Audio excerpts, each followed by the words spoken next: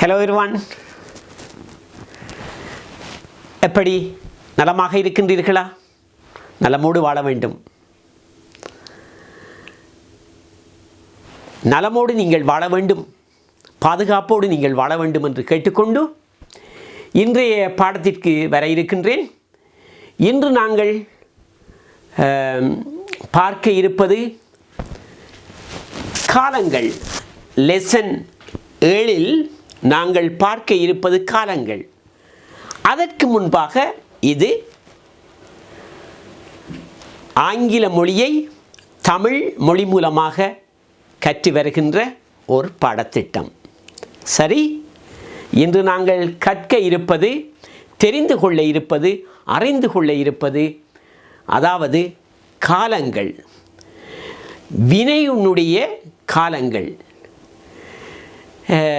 சரி, how many verb tenses are there in English? Actually, ஆங்கிலத்தில் 2 காலங்கள் என்றுதான் கூறுகின்றார்கள். அடிப்படையாக சொல்லப்போனால் 2 காலங்கள். அடுத்து எதிர்காலத்தை அது மோரல் வேர்ப்பை வைத்து அதை வில் எடுத்து பாவிப்பதனால் இதை 2மே காலங்களாக அதை கூறி 2 காலங்கள் என்று கூறுகின்றான். ஆனால் நடைமுறையில் நாங்கள் பாவிப்பது 3 காலங்கள். அதாவது அவர்கள் அடிப்படையில் கூறுகின்றார்கள் 2 நிகழ்காலம், அதாவது எதிர்காலம், நிகழ்காலம். அடுத்து எங்களுடைய விருப்பை கொண்டு நாங்கள் எதிர்காலத்தை வில், ஃபியூச்சரில் நாங்கள் பாவிக்கப்படுவதாக 3 காலங்களாக அதை எடுக்கின்றார்கள். எடுத்து அது 3 காலங்களும் பிறகு 4ஆக, ஒவ்வொன்றிலும் 4 4 தோற்றமாக அவை பெறுகின்றது. 4 4ஆக 4 தர 3 12ஆக அவை பிரிக்கப்படுகின்றது. அதைத்தான் நாங்கள் இன்று பார்க்க இருக்கின்றோம். சரி, டென்சஸ், காலங்கள், வினையின் காலங்கள். There are 3 main verb tenses in English: present, past, future. There are 3 main verb tenses in English. அதாவது ஆங்கிலத்தில் பிரதானமாக 3 காலங்கள் இருக்கின்றது. நிகழ்காலம், நிகழ்காலம், இறந்த காலம், எதிர்காலம்.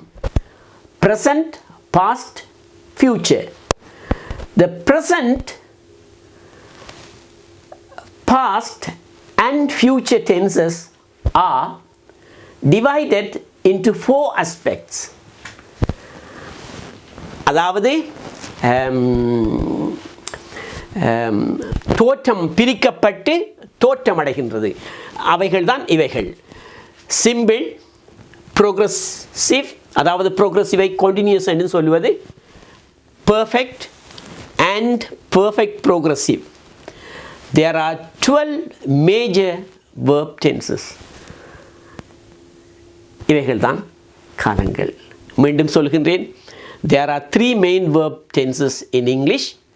ஆங்கிலத்தில் பிரதானமாக 3 காலங்கள் இருக்கின்றது. அவையாவன நிகழ்காலம், இறந்த காலம்,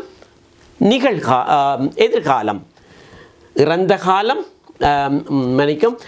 நிகழ்காலம், அது ஆங்கிலத்தில் சொல்லும்போது நாங்கள் தமிழில் நிகழ்காலம், எதிர்காலம், இறந்த காலம், எதிர்காலம் அப்படி என்று சொல்கின்றோம்.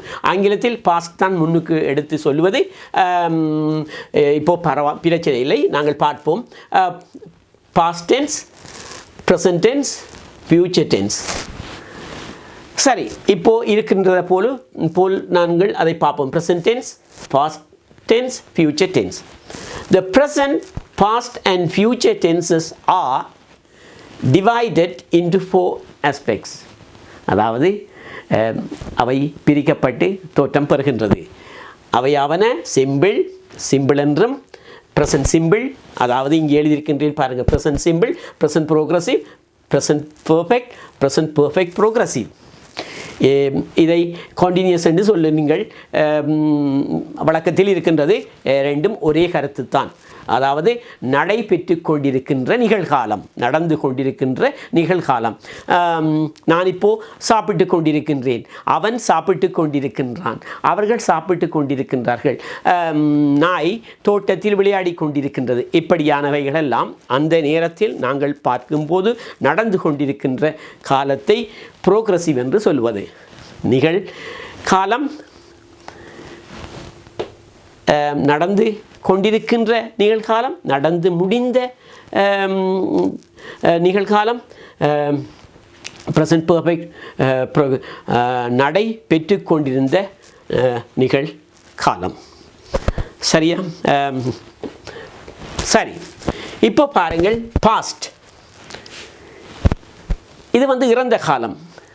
இந்த இறந்த காலத்தில் அதே போல் past simple, past progressive, past perfect, past perfect progressive என்று அவை தோற்றம் பெற்று பிரிக்கப்படுகின்றது. சரியா? இந்த இடத்தில் நீங்கள் இரண்டையும் கவனித்துக் கொள்ளுங்கள். ஏன் நான் to be எழுதி வைத்திருக்கின்றேன் என்றால், நாங்கள் present simple படிக்கும்போது, past simple படிக்கும்போது இந்த to be verb-ஐ மாத்திரம் தனியாக நாங்கள் படிக்க வேண்டும்.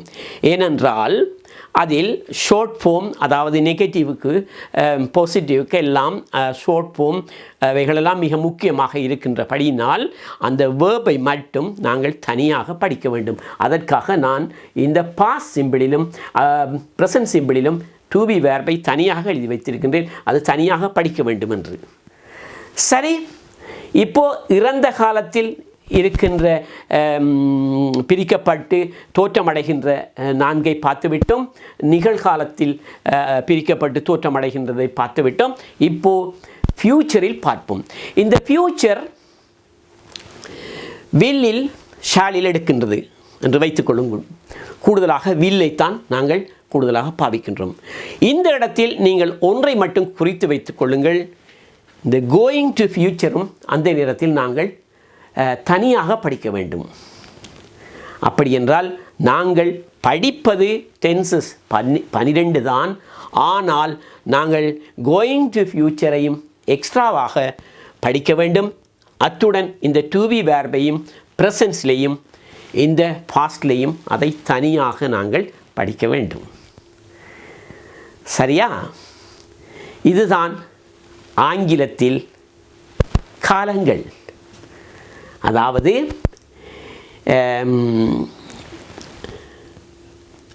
மூன்று காலங்கள் தோற்றமடைகின்றது, பிரிக்கப்பட்டு தோற்றமடைகின்றது. அதாவது ப்ரெசன்ட் நிகழ்காலம், பாஸ்ட் டென்ஸ் இறந்த காலம், ஃப்யூச்சர் டென்ஸ் எதிர்காலம்.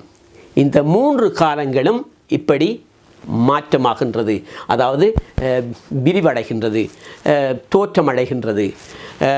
ப்ரெசன்ட் சிம்பிளாக, ப்ரெசன்ட் ப்ரோக்ரஸிவாக, ப்ரெசன்ட் பெர்ஃபெக்டாக, ப்ரெசன்ட் பெர்ஃபெக்ட் ப்ரோக்ரஸிவாக. அதே போல் இங்கே பாஸ்ட் சிம்பிளாக, பாஸ்ட் ப்ரோக்ரஸிவாக, பாஸ்ட் பெர்ஃபெக்டாக, பாஸ்ட் பெர்ஃபெக்ட் ப்ரோக்ரஸிவாக. இங்கே ஃப்யூச்சர் சிம்பிளாக, ஃப்யூச்சர் ப்ரோக்ரஸிவாக, ஃப்யூச்சர் பெர்ஃபெக்டாக, ஃப்யூச்சர் பெர்ஃபெக்ட் ப்ரோக்ரஸிவாக இங்கே திட்டமிடுங்க. நாங்கள் அடுத்த பாடத்தில் ஒரு வாக்கியத்தை எடுத்து இந்த 12 இந்த காலங்களில் பிரிக்கப்பட்டு தோற்றமடைகின்ற இந்த ஃபார்ம்ஸ்களை நாங்கள் செய்து ஒரு வாக்கியத்தை நாங்கள் 12 ப்ளஸ் கோயிங் டு ஃப்யூச்சரிலும் எடுத்து எப்படி நாங்கள் அதை செய்வது என்பதனை பார்க்க இருக்கின்றோம். சரியா? குறித்து வைத்துக் கொள்ளுங்கள். அழகாக இதை எழுதி வைத்துக் கொள்ளுங்கள். உங்களுடைய கொப்பியிலே மிக முக்கிய இதை குறித்து வைத்துக் கொள்ளுங்கள். ஏனெனில் இவை இன்னொரு நேரத்தில் நீங்கள் இன்னொருவருக்கு நீங்கள் படிப்பிக்க உங்கள் குழந்தைகளுக்கு படிப்பிக்க எல்லாம் மிக முக்கியமான ஒரு விடயங்கள். சரியா? சரி, இன்று நாங்கள் காலத்தை அதாவது ஆங்கிலத்தில் மிக முக்கியமாக இருக்கப்படுகின்ற 12 காலங்களை நாங்கள் பார்த்திருக்கின்றோம். அதற்கு பிறகு மேலதிகமாக அதற்கு பிறகு போக அதற்கு பிறகு நாங்கள் பார்ப்போம். பொதுவாக மெயினாக 12 மேஜர் வேர்ப் டென்சஸ்கள் நாங்கள் இத்துடன் செய்திருக்கின்றோம். அடுத்து வரும் இன்னொரு பாடத்தில் விரிவான விளக்கத்தோடு உங்களிடம் வருகின்றேன். அதுவரை உங்களிடமிருந்து விடைபெறும் உங்களின் சிவாஜி.